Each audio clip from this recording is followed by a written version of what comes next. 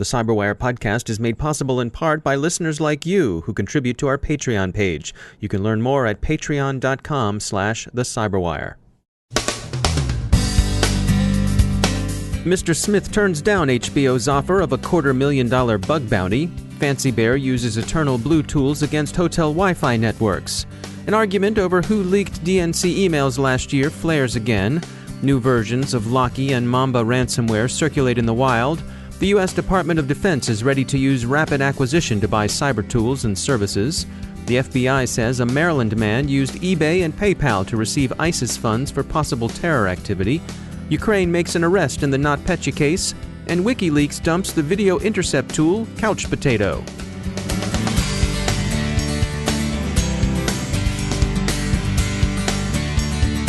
We've got a quick note from our sponsor, E8 Security. We've all heard a lot about artificial intelligence and machine learning.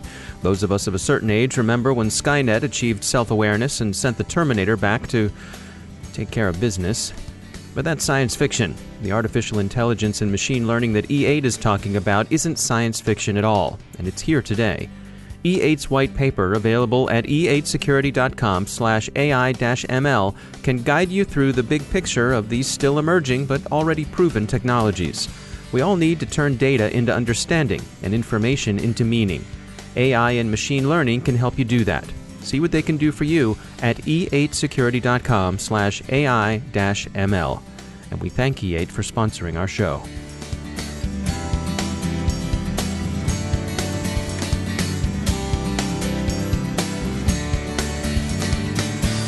Major funding for the CyberWire podcast is provided by Cylance. I'm Dave Bittner in Baltimore with your CyberWire summary for Friday, August 11th, 2017. The HBO hacker, or hackers, going by Mr. Smith, released an email yesterday from HBO that offered them, Variety reports, a bounty payment of $250,000 as part of a program in which white-hat IT professionals are rewarded for bringing these types of things to our attention. Mr. Smith wasn't buying. The hackers want millions. So it appears that one of the following happened. Either HBO offered ransom covered by the fig leaf of a bug bounty, or HBO hoped to finesse the hackers into becoming harmless white hats, or HBO hoped to wrap them up for delivery to law enforcement. Whatever was going on, the hackers spit the hook and called Variety. Mr. Smith's demand for a salary is curious, but an article in the Register suggests some interesting background. The ransom note HBO received indicated that Mr. Smith has an annual budget of $500,000, which it uses to buy 0 days. So they're investing in tools that will enable them to compromise corporate networks, which would make them a 0-day broker gone rogue, using tools themselves as opposed to selling them to, for example, governments who might want them for lawful intercept purposes. In any case, HBO and Mr. Smith appear for now to be at an impasse. Fancy Bear is back in the news.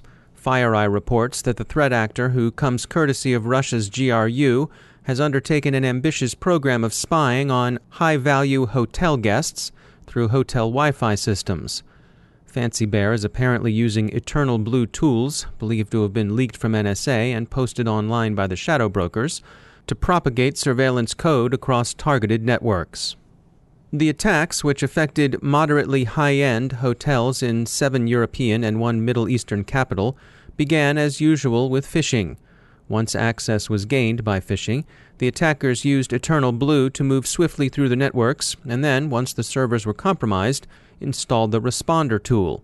Responder both monitors traffic across a network and harvests credentials from machines connected to that network. FireEye began noticing the hotel attacks in late 2016. They say an important piece of circumstantial evidence pointing to Fancy Bear is the discovery of 2 GRU-connected malware strains, Gamefish and X-Tunnel, installed on victim devices.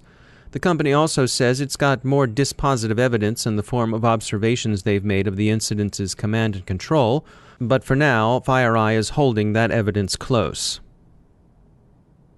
Fancy Bear, along with its FSB colleague Cozy Bear, are generally believed to have gotten into the systems of the U.S. Democratic National Committee and the Clinton presidential campaign during the 2016 U.S. election cycle. Emails damaging to both the DNC and the campaign were publicly exposed by WikiLeaks, and it's been generally thought on circumstantial grounds that WikiLeaks got the material it released from Russian intelligence services. WikiLeaks' Julian Assange has denied this, but few have given the denials much credence. The principal alternative theory of the leaks is that they originated with disgruntled insiders, perhaps supporters of Senator Sanders' campaign. This has been largely a partisan theory, advanced by opponents of the Clinton presidential run. But this week, both Bloomberg and The Nation, neither one a right-wing media operation, indeed The Nation is decidedly left-wing, have reported that sources close to the U.S. intelligence community, some of whom are described as retired intelligence officers, say there's in fact considerable forensic evidence that the material WikiLeaks received indeed came from disgruntled insiders. The DNC has told The Nation that they're disappointed in them. Quote, U.S. intelligence agencies have concluded the Russian government hacked the DNC in an attempt to interfere in the election. Any suggestion otherwise is false and is just another conspiracy theory, like those pushed by Trump and his administration. It's unfortunate that The Nation has decided to join the conspiracy theorists to push this narrative. End quote. Bloomberg View argues that the theory and the evidence behind it are worth a look. The sources, Bloomberg notes, have names and reputations, and while there's a great deal of evidence pointing toward Russian intelligence services, it's certainly possible that more than one actor was interested in DNC emails. The names and reputations of the nation's sources, members of veteran intelligence professionals for sanity, may be controversial, but Bloomberg View's op-ed piece thinks them worthy of at least a hearing. In more ordinary crime news, two familiar strains of ransomware have resurfaced in the wild. Both Locky and Mamba are out in an enhanced, more virulent form. Mamba is best known for encrypting entire drives. It's been active mostly against targets in Brazil and Saudi Arabia. Locky has seen widespread distribution. It's now being carried in a large malicious spam campaign. In the U.S., some Defense Department rapid acquisition tools are coming into use. Both DIUX and SCO have received enhanced purchasing authority.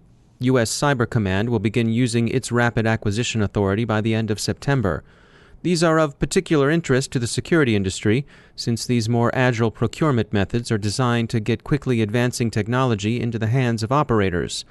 Security tools figure prominently among the products the Department of Defense has in mind. An unsealed FBI affidavit says that a Maryland man arrested last year in connection with alleged ISIS activities was involved in using eBay and PayPal to siphon cash to the terrorist group. Mohammed El-Shinawi, a U.S. citizen, is alleged to have pledged allegiance to Islamic State. The FBI says he had run bogus printer sales on eBay as a cover for his receipt of ISIS money through PayPal. The funds, the government alleges, were probably intended to have been used in terror operations in the U.S. Ukrainian police last week arrested a man in Nikopol for distributing NotPetya. The arrest of the 55-year-old unnamed man was announced by the Cyber Division of Ukraine's National Police last Saturday. And finally, WikiLeaks' weekly dump from Vault 7 features documents covering Couch Potato, said to be a CIA tool that remotely collects video streams. One has to give credit where credit is due. Couch Potato is a nice name for a tool that lets you sit back and watch whatever those video streams are showing. Investigation into where WikiLeaks is getting the contents of Vault 7 proceeds, but so far without publicly disclosed results. And of course, the same can be said of the shadow brokers, who are expected to resurface around the end of the month.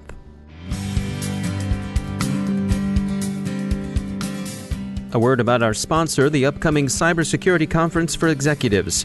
The Johns Hopkins University Information Security Institute and Compass Cybersecurity will host the event on Tuesday, September 19th in Baltimore, Maryland, on the Johns Hopkins Homewood campus. The theme this year is Emerging Global Cyber Threats, and the conference will feature discussions with thought leaders across a variety of sectors. You can find out more and register at thecyberwire.com/JHUCompass. Learn about the current and emerging cybersecurity threats to organizations and how executives can better protect their enterprise's data. One of the keynotes will be presented by the Johns Hopkins University's Stephanie Reel, who will discuss the ins and outs of managing security in a hybrid organization. She'll draw on her Hopkins experience of the challenges faced by a world-leading research university that's also a world-leading healthcare system. You can check out the details at thecyberwire.com/JHU Compass. And we thank the Cybersecurity Conference for Executives for sponsoring our show.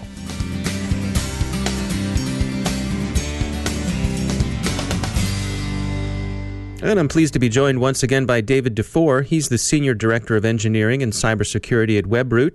David, welcome back. We wanted to go through some of the basics today, some of the nuts and bolts sort of basic cyber hygiene that you think people should be paying attention to.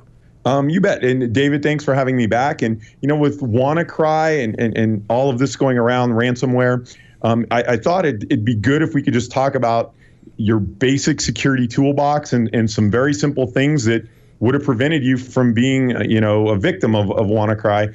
A little anecdote I like to talk about is, everybody wants to find ways to, reduce traffic accidents and things like that. But the number one way is if we all just drove 55, there'd be fewer accidents, right? Right. So, put on your seatbelt, right? Exactly. It's that simple. So in the cybersecurity world, I always am excited to talk about the new machine modeling or new ways of identifying threats. But it's the mundane things, David, that actually do the most benefit for us. What kinds of things are we talking about here? Making sure you've got offline backups so that those backups can't get encrypted by ransomware. This would be backups of important files. The world can't live without all those selfies of you, David. So we need to make sure they're backed up. It's true. In addition to that, we want to make sure we're applying regularly the security patches for our operating system, whether that be OS X, whether that be Windows. Having those latest up-to-date security patches, having backups, ransomware, the WannaCry issue, you wouldn't have even felt it because you would have been prepared to recover from it. And why do you think people have ongoing, consistent trouble with this? It seems like we say this over and over again, and yet time and time again, people aren't taking care of these things. Probably it's kind of like going to the gym. You have good intentions, but trying to get there is the hard thing. It's boring. It's mundane. It's something you have to keep up with all the time. If you do that and you keep a good antivirus software up to date, you're going to mitigate almost every security problem that you will come across. All right. Good advice. David Dufour, thanks for joining us. Now, a few words about our sponsor, Domain Tools, the company that helps security analysts turn threat data into threat intelligence. They've got some new insight into DNS forensics, which, as they explain in a new white paper, is where intuition meets experience. Their integration of human and machine intelligence brings into high relief the footprints intruders into your networks leave behind. Go to domaintools.com/cyberwire to learn more. Domain Tools takes indicators from your network and connects them with nearly every active domain on the Internet. Fortune 1000 companies, global government agencies, and leading security solution vendors use the Domain Tools platform to investigate and mitigate threats. Find out more by going to domaintools.com/cyberwire. To learn about the leverage the domain name system can bring to your investigations of virtually every cyber attack that's snuffling around in the wild today, check out domaintools.com/cyberwire. And we thank Domain Tools for sponsoring our show.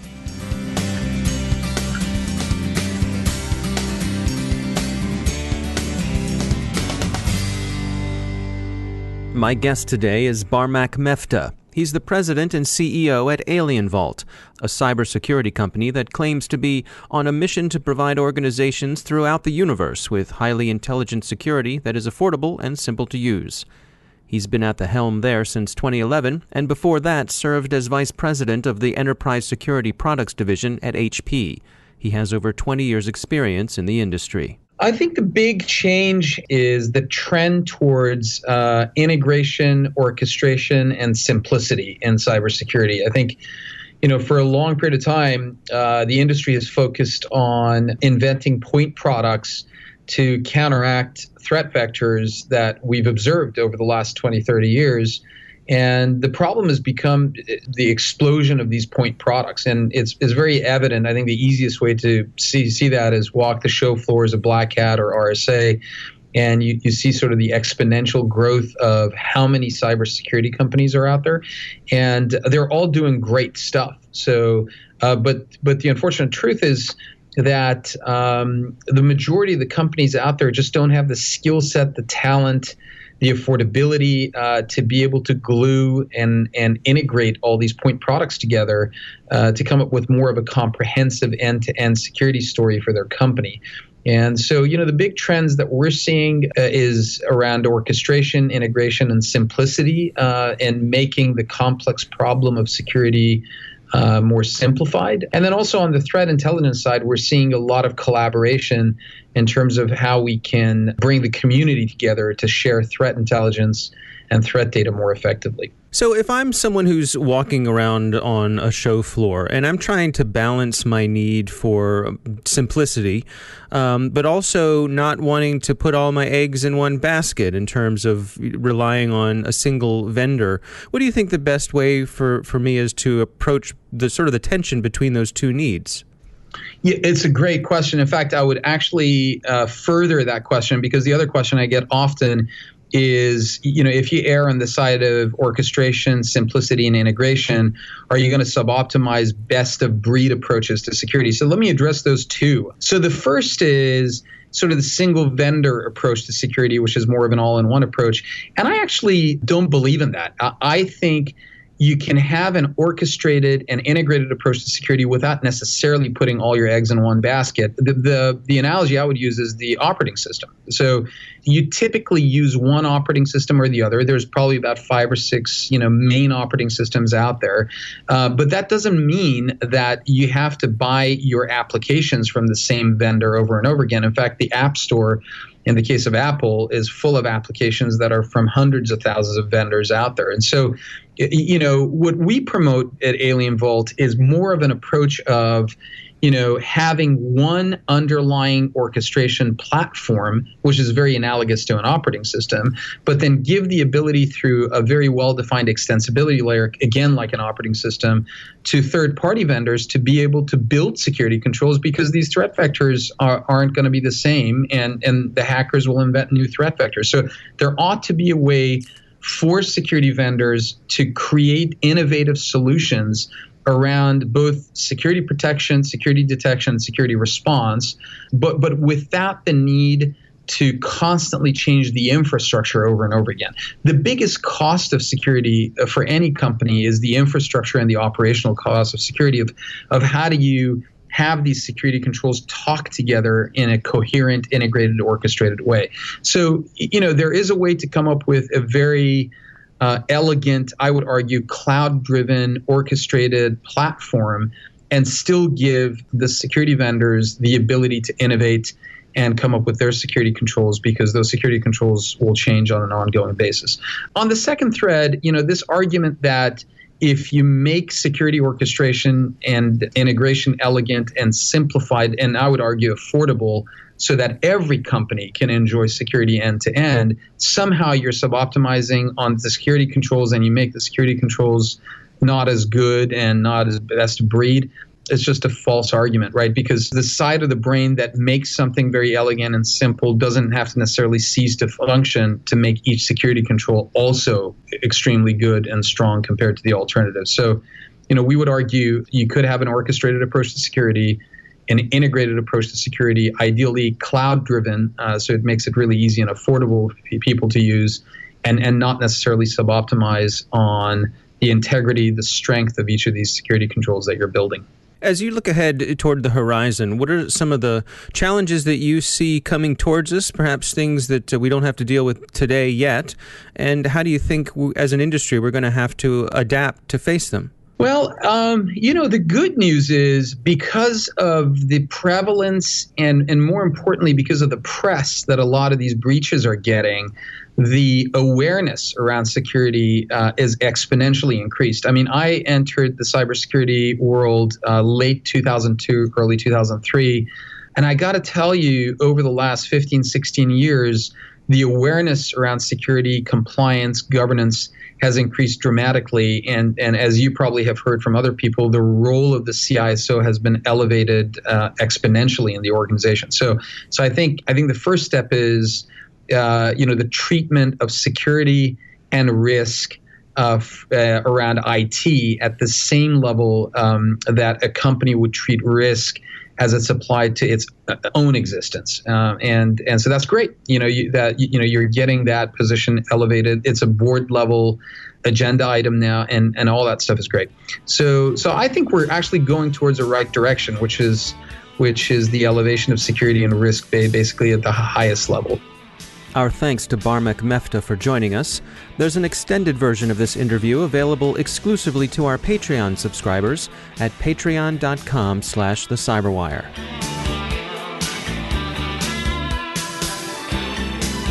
And that's the Cyberwire.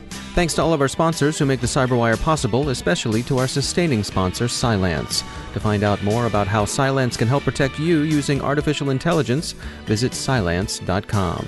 Don't forget that one of the best ways you can help support our show is to leave a review on iTunes. It really does help people find the podcast. The Cyberwire podcast is produced by Pratt Street Media. Our editor is John Petrick. Social media editor is Jennifer Iben. Technical editor is Chris Russell. Executive editor is Peter Kilpie. And I'm Dave Bittner. Thanks for listening. Have a great weekend, everybody.